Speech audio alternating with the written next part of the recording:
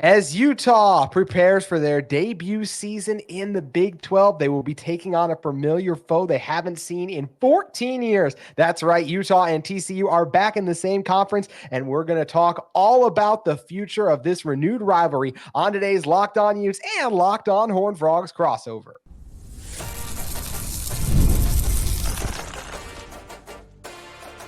You are Locked On Utes, your daily podcast on the Utah Utes. Part of the Locked On Podcast Network, your team every day. Hello, everyone, and thank you for making Locked On Utes and Locked On Horned Frogs your first listen every single day. We're available on all platforms, including YouTube and wherever you may get your podcast. If this is your first time listening to either of our shows, make sure you like and subscribe. We love interacting with all of you in the YouTube comments, and you can head over on X and follow us on both of our social media platforms, our shows, and personal handles. Today's episode of Locked On Utes and Locked On Horned Frogs is brought to you by Gametime. You can download the Gametime app, create an account, and use code LOCKEDONCollege, all caps, no spaces, for $20 off your first purchase. Terms do apply. My name is JT Wistricll, former intern inside the University of Utah Athletic Department. Excited to be joined for a special crossover, the first of many, with Steven Simcox. And Steven, it's crazy to think that Utah and TCU are back in the same conference after they were in the Mountain West all of those years ago. And I think this does have a chance to be a little bit of a renewed rivalry. You look at some of TCU's recent success, right? Breaking through, going to the national championship game. Neither TCU nor Utah had the type of season last year that they wanted to. And Utah, obviously, they want to look back on what was in 21 and 22 too and try to recapture that magic with a Pac-12 championship run. So I think these are two of potentially the premier programs in the Big 12 when they are operating at their best. And I think they're going to have a lot more memorable matchups. I'm especially hoping it's more memorable when the last time than they played, because TCU beat Utah by 40 points. It was 47-7. And I'm expecting a lot different outcome when they end up meeting up this year and for many years to come. Thanks for having me on, JT. Yeah, it's cool. I mean, I talked about this last year with Jacob Hatch, the BYU host. I don't know if I'm allowed to say BYU on this podcast. You can bleep it out later. Actually, if you used want. to host this show, funnily enough. So we do like really? Jake here. Okay, that's good to know. Yeah, he's a good Utah guy. But obviously, TCU and BYU, that was a Mountain West rivalry at one point. Mm-hmm. Now Utah's involved. And it's cool because I think the schools and the journeys of the football teams have been very similar. You talked about that Mountain West background. TCU got the better of Utah at the end of that series. Utah had some great wins as well. Ross Evans, former kicker for the Frogs, not a great memory for him, missing a couple of field goals late in one of those matchups. But they've both been super consistent. I think lately what Kyle Whittingham has done with Utah has been super impressive, winning those conference titles, even last year without Cam Rising, putting together some wins and putting together a respectable season. And they've both found their footing in Power 4 football. I think when Gary Patterson was at TCU, that was a super physical team, and Utah still kind of hangs their hat on that. Sonny Dykes, a little bit of a different approach, but they still want to be known for their toughness, their ability to run the ball, to win at the point of attack. And so, yes, I think these two schools, I mentioned this the other day, JT, because I did a radio hit, and somebody asked me, with this new look Big 12, kind of what do you see moving forward? Do you think it'll be kind of musical chairs every year? Do you see one program that could jump up and be similar to what Oklahoma did for a long time in this league? And I tend to gravitate more towards the idea of it changing year over year. But I think of the schools in the league, TCU and Utah both have a great argument for if somebody is going to emerge and be kind of a premier dominant force, it would be these schools due to the resources, the history, and just having two really good coaches at the helm who've had success. In Sonny's case at different stops, in Kyle's case really at Utah perennially. But I think both of these teams have their sights set on trying to be the standard when it comes to the new Big 12. I agree. And let's talk about the state of each program right now. For Utah, you mentioned it. Cam Rising not playing last year, and all the top of the other injuries Utah had, they didn't really have a shot to be at their best. It would have been incredibly hard for them to three-peat regardless with how good Michael Penix and the Washington team was, and obviously Bo Nix and Oregon and everything there too. But, you look at them coming to the Big 12, and there isn't that team that necessarily has a Oregon or Washington right now is in that top 5 team right now in the conference. There's debate. Is Kansas State the best team? Is Utah the best team? Is Oklahoma State the best team? So that's very much something that's up in the air. To your point about like it being anyone's year, I think that could definitely be the case year in and year out of this conference. But getting back to the state of Utah program, I feel very good about them this fall, but I'll be honest, I feel good about the future of Utah too. I think they've done a great job maximizing the transfer portal, but they still build through recruiting. That's the thing, is they keep the culture in place. They build and develop their guys through that, and they bring in and use the transfer portal and plug in guys where the needs arise. And I think that is really important. And I even if Kyle Whittingham retires, I think they have a nice succession plan in place. So I feel good about the future of Utah being one of those teams that can be in the mix every single year. Why do you have faith that TCU can bounce back from last year and continually be among those top teams? Well, Sonny Dykes has been pretty open this offseason about just how they kind of got their schedule messed up with that long run to the national championship game a couple years back. They gave the guys some time off. They had Garrett Riley to leave for Clemson, so they brought in Riles from Arkansas, and it just took time to get that offense figured out, to kind of get that system in place. The defense regressed in year 2 under Joe Gillespie. I think another big thing that held them back last season, JT, was they really thought Chandler Morris was going to step in and be the guy replacing Max Duggan. And I feel like not only did they kind of miss the intangibles that Max brought to the table with his toughness and just his leadership, but they also missed his ability to run the football. He had better arm strength than Chandler did. They never really got off the ground with him at QB. Now, they plugged in Josh Hoover late in the year, and he showed some optimistic signs, won a few games against BYU and Baylor, played well in the second half against Texas and Oklahoma. So I think the biggest reason for optimism is year 2 with a quarterback coming back. Josh did miss a lot of spring. Well, he missed all of spring camp with an injury, but he's supposed to be back as the summer workouts, get underway and they get going again. He'll have more familiarity with the play calling and with the offense under Kendall Briles. They brought in a new defense coordinator, Andy Avalos, kind of a West Coast guy. He was the head coach at Boise State. He was also at Oregon for a few seasons. They're trying to be more aggressive on defense, add some more athletes. They plugged some holes in the transfer portal. They're trying to get this offensive line sorted out. Added Bless Harris from Florida State, Cade Bennett from San Diego State, a couple other guys that are going to start along that offensive line. So I think all those things point to them being better. Now, I feel like the big question for TCU is, can they be a contender for a Big 12 title? I believe some things would have to break their way, honestly. The schedule is somewhat favorable, but they have to play Kansas on the road. They have to play Utah on the road, Oklahoma State and Arizona. Those are going to be tough ball games for them. I feel like the more plausible situation is that they're a team that's kind of in the middle of the pack, but I do believe there's, if things break the right way, there's a possibility that they're playing at least for a spot in Arlington late in the season. I wonder, from your perspective, JT, we've both seen the difficulty in adjusting to a new conference. Right now, this is a different situation because Utah was playing in the Pac-12 in Power 5 football. With this move to the Big 12, in your mind, what is going to be the biggest change, whether it's style of play, philosophy? I mean, is there any sort of adjustment for Utah, or do you think this is going to go really smoothly? How do you see that playing out in year 1? I think it's a fantastic question. I think Utah's goal is to not change. Their goal is to still be a physical team that runs the ball. It is to play exceptional defense. But Utah knows they have to continue to grow and improve their passing offense, because there is going to be games where it's the nature of the Big 12. I believe at some point this year, Utah will get into a shootout, whether that's in Stillwater. Who knows? Like we said, things could get crazy when TCU travels out to Utah too. So maybe it's then. And this offense is trying to gradually grow their passing game. Getting Cam Rising back is fantastic.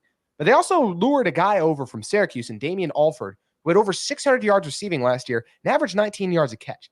That's the type of player to me you don't land unless you're showing the willingness that we want to try and air it out more. Who else did Utah land? Dorian Singer, a former 1,000-yard receiver at the University of Arizona. Didn't go well in USC last year. A lot of things didn't go well for the Trojans last year. So Utah hoping they can maximize that, but you get Brant Keithy back too. It genuinely feels like that Utah, they also landed a 4-star receiver in Tayshawn Lyons in this recent recruiting cycle. It feels like Utah realizes, hey, we still want to run the ball and play a physical style of defense first and foremost, but this feels to be as serious as Utah's been in a long time about being aggressive through the air. It's something they've wanted to be, but it hasn't always worked out quite in their favor. And I'm very interested to see if it's going to work out in their favor when they face off against TCU, who is going to be coming out to Rice-Eccles in October. We're going to be breaking down that matchup specifically in one moment. But first, I want to talk to you all a little bit more about our great friends at Gametime. Gametime is an authorized ticket marketplace for Major League Baseball, which makes getting tickets faster and easier. Prices on the Gametime app, they actually go down the closer it gets to first pitch. They have great last-minute deals, all-in-price views from their seat, and their low-price guarantee. Gametime truly takes the guesswork out of buying MLB tickets. You can use so many great features on the app, like the last-minute deals where you save up to 60% off buying last-minute tickets for sports, concert, comedy, and theater events near you. There's also those zone deals where you can save even more when you choose a section and let Gametime choose the seat. How about the seat views? You get a panoramic view from your seat in the app before you buy, which I absolutely love. And there's that Gametime ticket coverage. Your purchase is covered with the most flexible customer service policy in the ticketing industry. So download the Gametime app, create an account, and use Locked On College, that's capital L-O, and all of college capitalized, all one word too, for $20 off your first purchase. Terms apply. Again, create an account and redeem code LOCKEDONCOLLEGE for $20 off. Download Gametime today. Last minute tickets, lowest price guaranteed. Stephen, like we alluded to earlier, Utah and TCU last faced off inside Rice-Eccles Stadium. TCU did very well, a 47-7 win. In fact, the last two times TCU played Utah, it went very well. They beat them the game before 55-28. Utah won the 3 before that, but man, did TCU really stomp them in the two most recent outings.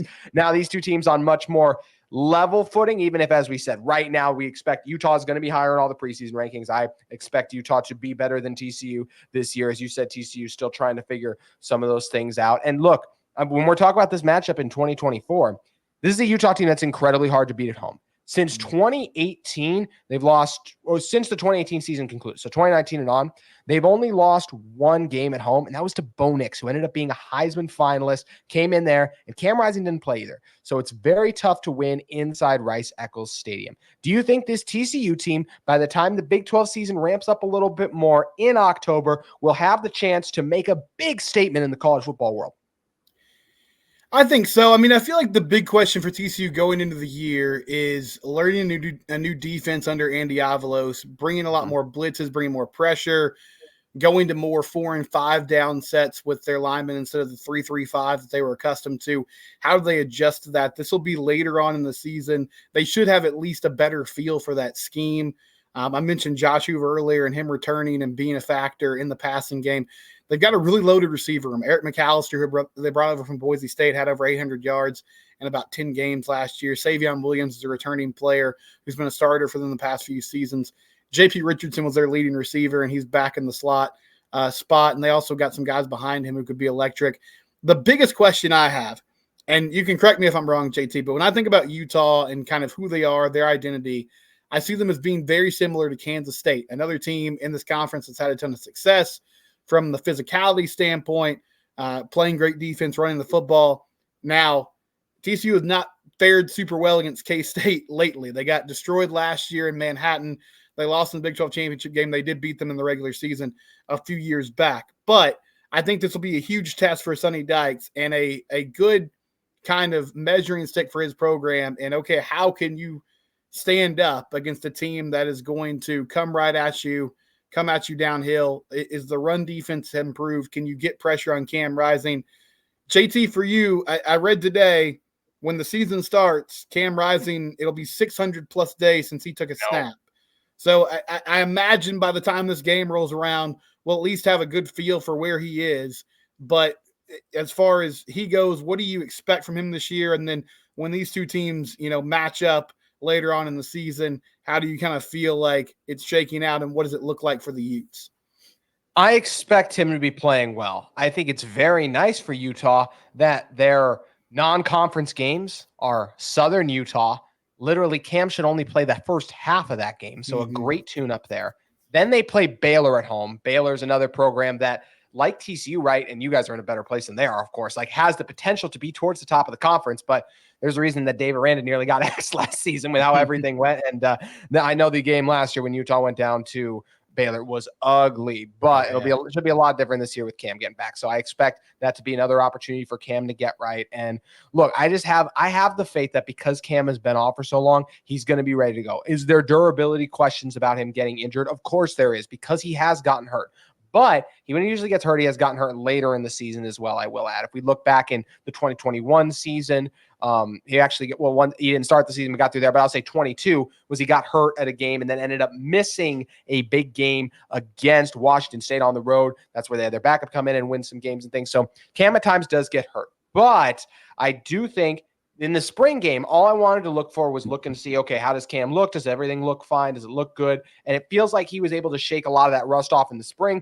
And there's nothing like simulating game action. That's what the easy non-conference schedule for him to do. They'll actually play their final non-conference game against Utah State. So another real tune-up game for them as well. And the other great thing for Cam is one of his big strengths was he was a dual threat quarterback who a lot of times on third down would have to make something out of nothing. I don't think he's going to have to do that as much this year than he did in past, because Utah, I think their offensive line will be improved even from what it was last year. It'll be much more like we saw during the 21 and 22 seasons for this Utah team. I think the ability to protect Cam and give him more weapons is vital for this Utah team. And I think this defense is really going to step up and do their job. This is a Utah front seven that lost Jonah Ellis. He was he was a third-round pick, very good player. He was their best pass rusher. But this was a top-5 run defense, and they're going to be very good in the run defense department once again. They have to replace some players in the secondary? Absolutely. This Utah team has a phenomenal track record for replacing players in the secondary. This Utah team, 12 guys back that have won 1 or 2 of the Pac-12 championships, and they have 6 guys that have been a part of both of those Pac-12 championship teams going back to 21 and 22. This is a veteran team and one with a lot of experience. And I think because of that experience, Cam Rising doesn't have to put the team on his shoulders, which will allow him to hopefully get through the season healthy. One thing I've noticed from Utah fans, they seem super confident, at least on social media. Oh, yeah. So I guess if things don't go the way everybody thinks, what are the questions that go unanswered? Like, how could this break? And not in a bad way where they're, tanking out. But if they don't live up to expectations, JT, what happens this upcoming year that leads to that for them? Outside of injuries, which is the big one, when you are dealing with a guy like Cam Rising getting hurt, I will say Utah has underperformed on the road in several games over the years. Now, I will say those were against some pretty dang good quarterbacks that they lost to on the road. If we look back during the Cam Rising era, which quarterbacks has he lost to on the road? He lost to Bo Nix on the road. He lost to Dorian Thompson-Robinson in that UCLA team on the road. And Utah also lost at Oregon State, which is another one of the tougher places to play in college football. They didn't have a fantastic quarterback situation. But I think there will be a chance for Utah to stumble. Utah will not go undefeated in Big 12 play. It's too hard. I think Utah, with the exception of the Oklahoma State game, is probably favored in every single game on their schedule. This is a very easy schedule for Utah. It breaks well for them. They avoid Kansas and Kansas State in the regular season. So that's where Utah gets lucky in the scheduling department a lot of way. But there are still games that could be tough for them, right? The Oklahoma State game will one that could be a challenge. Arizona, even though they lost a lot of guys, I have a ton of respect for Noah Fafita. And that's still the most important position on the field. So if he comes into Rice Eccles Stadium and has himself a game, that's another one that Utah could potentially stumble in too. Also, I'll throw out there a rivalry game. How about BYU? Anything can happen in a crazy rivalry game. So that's another one. And I do not think Utah is going to lose to Colorado, but I do think Shedeur Sanders is a very good quarterback. And once again, I think things could potentially get crazy there. So even if Utah loses, if they use 2 regular season games in the Big 12, maybe even 3, tiebreakers come into effect, and they could be left out of the Big 12 championship conversation. All it takes is a couple of close losses. I do think this Utah team will live up to the hype. I think they will get and win a Big 12 championship this year. But there are some quality teams in the Big 12 that could definitely stick their foot out and trip this Utah team up. And if Utah's not careful, I'll say that could even be TCU coming up in October. Yeah, it'll be a fun matchup. I mean, I like what Utah brings to the table, and you're right about the schedule. I need to call Brett Yormark. He didn't give us anything with Oklahoma and Texas. He gave them a really favorable schedule on the way out. He's giving Utah a red carpet to start the year. I'm not really sure about what's going on there, but that Oklahoma State game is going to be fascinating. And now it's interesting. You talk about that top 5 run defense against Ollie Gordon, who is had a fantastic season last year and will be back for Oklahoma State. But yeah, this will be a good matchup. I think, again, it's going to be a great measuring stick for TCU. I feel like it'll be a good window into what do we have with his new defense coordinator, Dan Diavalos. Can he create more pressure? Can guys like Marcel Brooks, Paul Olawale, and some other returning starters make some waves? And then this offense, last season, it was going super fast. It put up a lot of yards. It wasn't super efficient. I expect that to be better. So I think, as in every football game, limiting turnovers and making your opportunities in the red zone are going to be real keys. But yeah, I'm stoked for this rivalry to get going again, JT, because I think these could be some fun matchups over the next few years, provided they play in most of these seasons.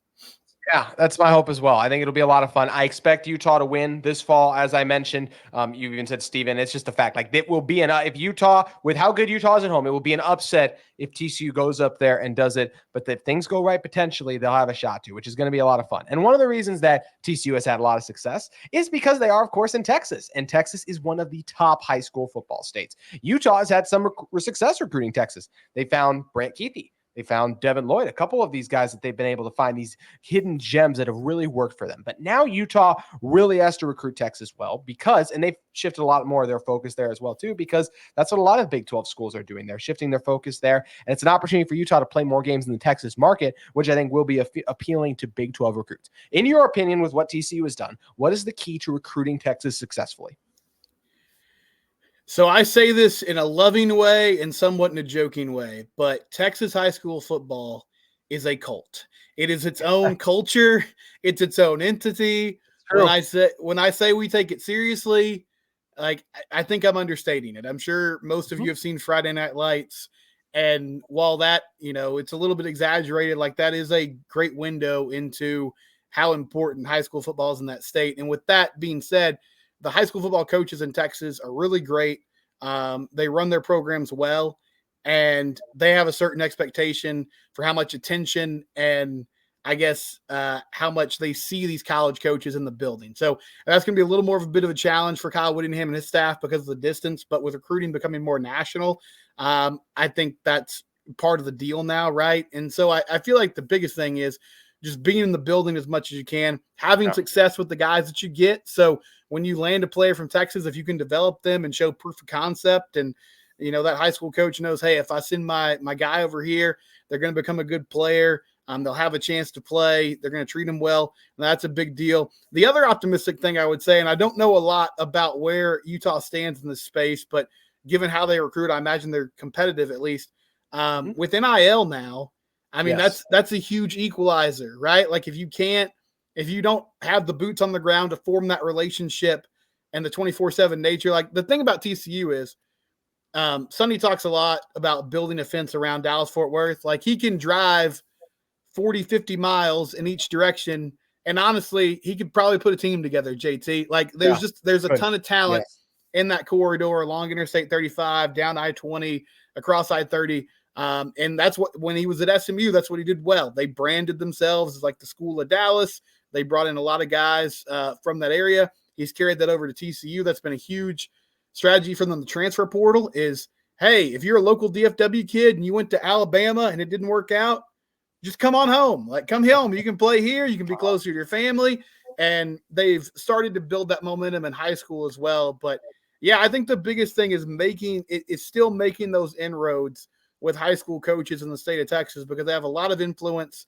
Their opinions carry a lot of weight, and they're still really involved in the recruiting process. But that being said, with the advent of the NIL era, I think now these decisions are being made kind of more individually by the guys themselves. And so that could be something Utah uses their advantage as they continue to try to get roots in the state of Texas, and playing games here, whether it's in Fort Worth or Waco or wherever, should help with that as well. I absolutely agree with everything you said. I mean, I actually played my high school football in Texas, so I saw the bedazzled jerseys. I saw the cowbells, everyone going crazy. There's nothing like it. To your point about making a team 40 and 50 miles, just on my own individual high school team, there were two Power 5 players on my own individual team. Right. Some of you listeners may find this hard to believe, but I was not one of those 4-star players. I'm in podcasting for a reason, but it's incredible, the talent out there, and the parents, they know they know what they're talking about. A lot of these families have siblings that went and played at this level too. So you got to be on your A game recruiting. Utah's done a good job of that. Their NIL has been there too. So I'm excited to see how Utah continues to ramp up their recruiting efforts in Texas. And just one of the new things, they'll be battling for recruits now with the TCU too. I see these teams get named in the top 3, top 10, top 5s, whatever it may be for recruits. So this is going to be a fantastic rivalry. I thought this show was a great start to this rivalry. Steven, thank you so much for joining me. This is a lot of fun. Can't wait for this matchup in the fall and for many more of them. Thank you, JT. Yeah, if people want to know more about the Horned Frogs, Locked On Horned Frogs on YouTube. He was kind enough to put my handle here on X at Simcox Steven, and looking forward to more crossovers. We'll have to do this again in the fall, and hopefully many to come through the years, JT. We absolutely will. If you are a Horned Frog fan and I did not annoy you too much, you can head over to Locked On Utes on our YouTube page or on X. Give a follow there. Love interacting with everyone too. This was a blast. We look forward to bringing you guys more content from Locked On Utes and Locked On Horned Frogs very soon.